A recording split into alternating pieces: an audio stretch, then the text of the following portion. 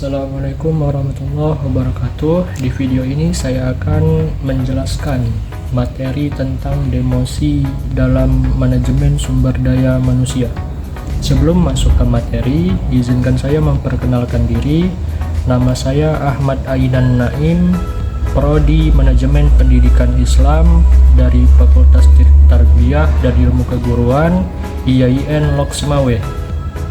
Di sini saya akan menjelaskan 5 pembahasan. Yang pertama itu ada pengertian demosi dalam MSDM, yang kedua jenis-jenis demosi, yang ketiga tujuan demosi dalam MSDM, keempat dampak demosi dalam MSDM, yang kelima faktor yang mempengaruhi demosi di dalam MSDM. Langsung saja kita masuk ke pembahasan yang pertama, yaitu pengertian demosi. Demosi dalam konteks manajemen sumber daya manusia merujuk pada pengurangan posisi atau jabatan seorang karyawan dalam struktur organisasi yang seringkali disertai dengan penurunan tanggung jawab dan gaji. Proses demosi dapat terjadi karena berbagai alasan, termasuk kinerja yang tidak memadai, perubahan dalam struktur organisasi, atau kebutuhan untuk menempatkan karyawan di posisi yang lebih sesuai dengan keterampilan dan kemampuannya.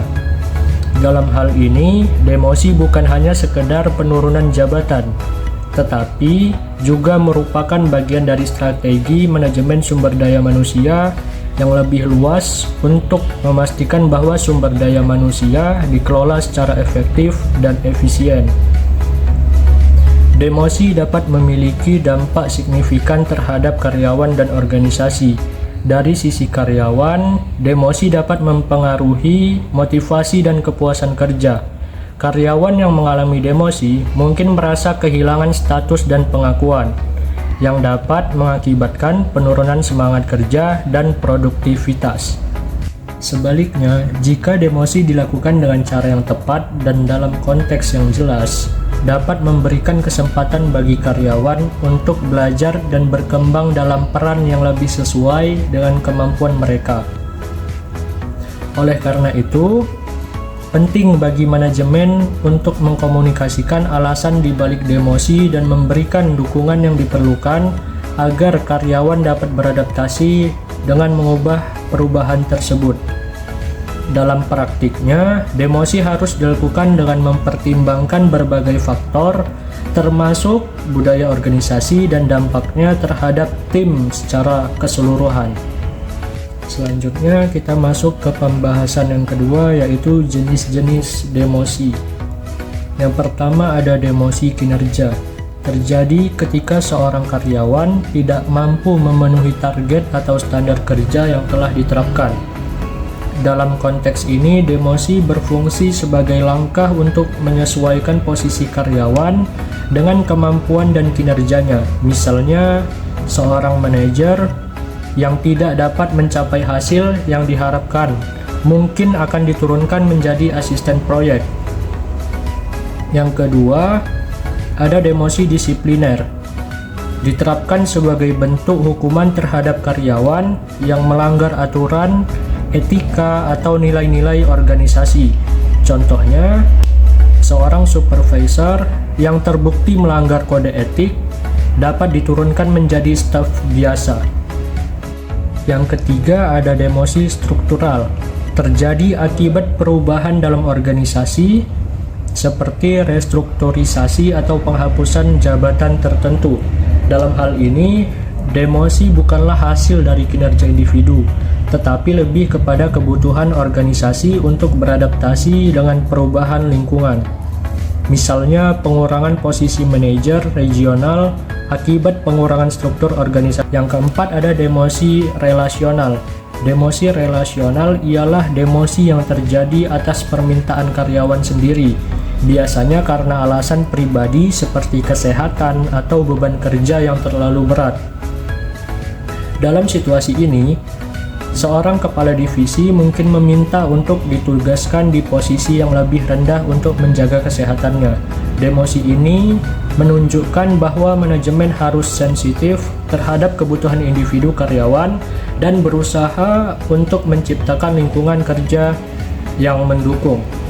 Setelah itu masuk ke pembahasan yang ketiga, yaitu tujuan demosi dalam manajemen sumber daya manusia.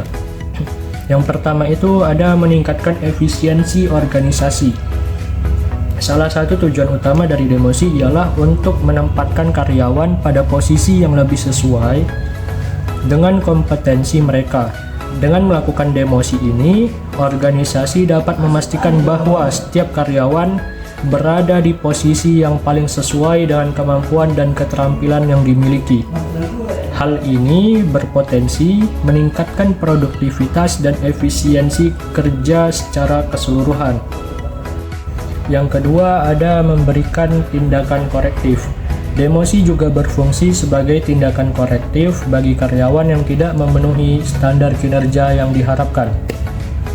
Dengan memberikan kesempatan kepada karyawan untuk memperbaiki kesalahan atau meningkatkan kinerja mereka melalui demosi, organisasi dapat membantu karyawan tersebut untuk belajar dari pengalaman dan beradaptasi dengan peran yang lebih sesuai. Ini menciptakan lingkungan kerja yang mendukung pengembangan individu yang pada gilirannya dapat meningkatkan kinerja jangka panjang.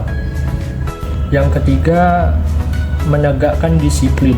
Demosi berfungsi sebagai alat untuk menegakkan disiplin dalam organisasi. Tindakan ini mengirimkan pesan yang jelas bahwa pelanggaran aturan atau kinerja buruk akan ditindak.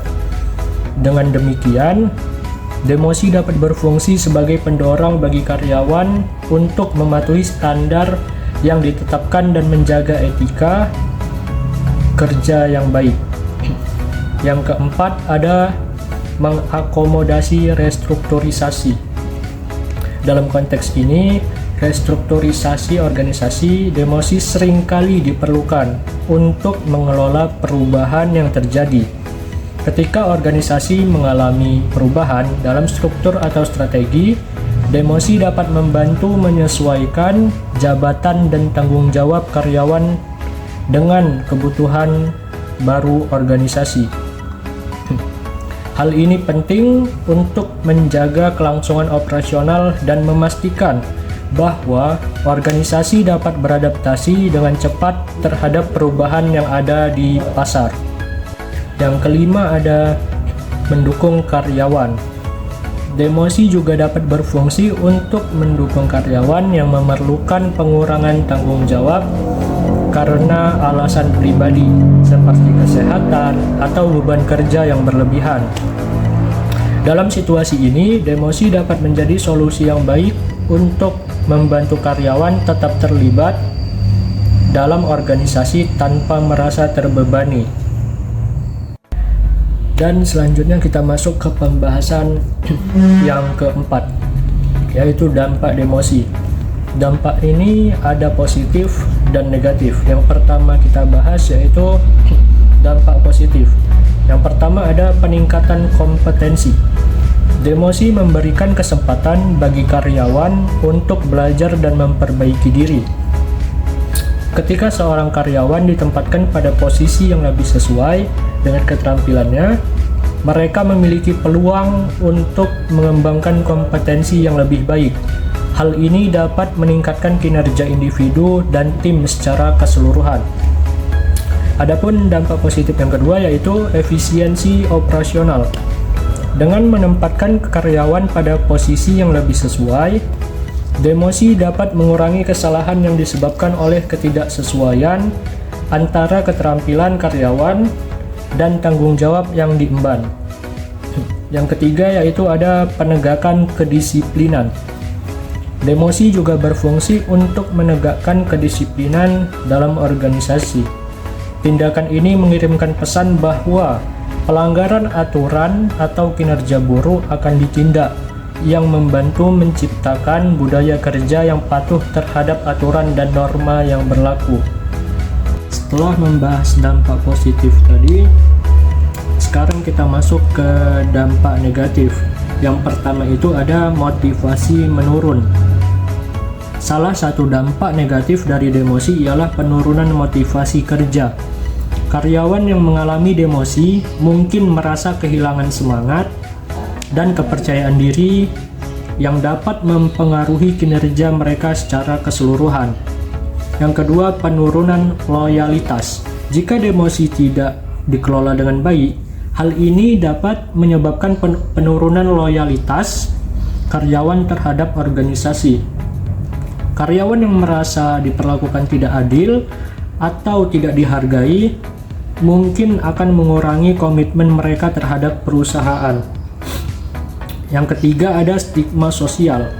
Karyawan yang didemosi seringkali menghadapi stigma sosial dari rekan-rekan mereka. Pandangan negatif ini dapat mempengaruhi hubungan interpersonal di tempat kerja dan menciptakan lingkungan kerja yang tidak sehat. Dan adapun dampak negatif yang keempat yaitu produktivitas terganggu. Demosi yang tidak tepat dapat mengganggu produktivitas individu dan tim.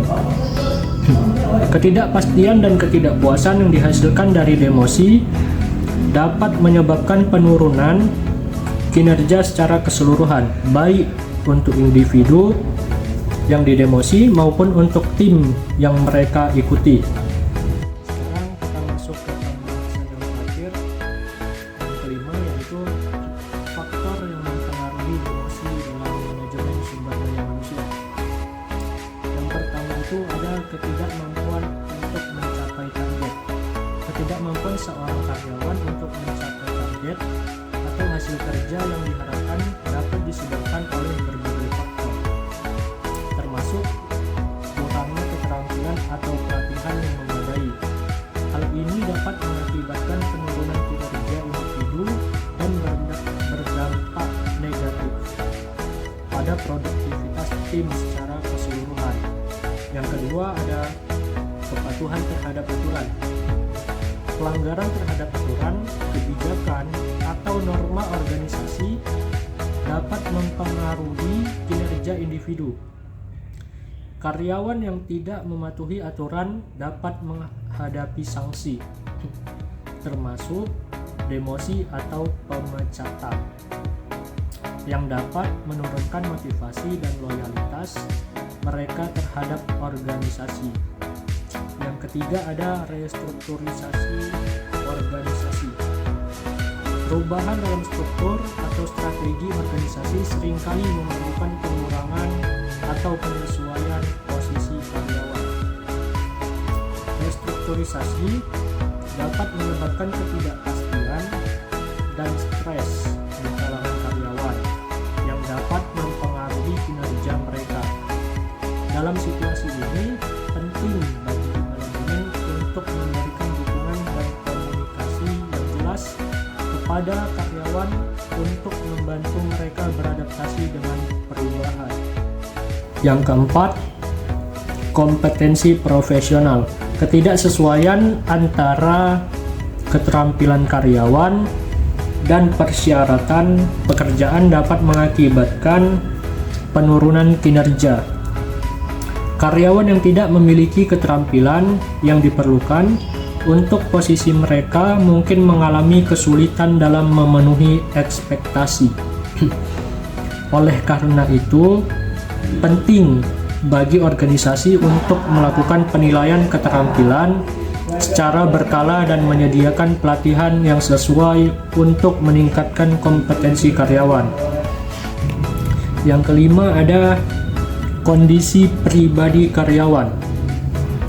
Permintaan karyawan untuk menyesuaikan posisi mereka karena alasan pribadi seperti kesehatan atau tanggung jawab keluarga dapat memengaruhi kinerja mereka. Karyawan yang merasa tertekan atau tidak mampu mengelola tanggung jawab pribadi dan profesional mereka mungkin tidak dapat memberikan kinerja terbaik.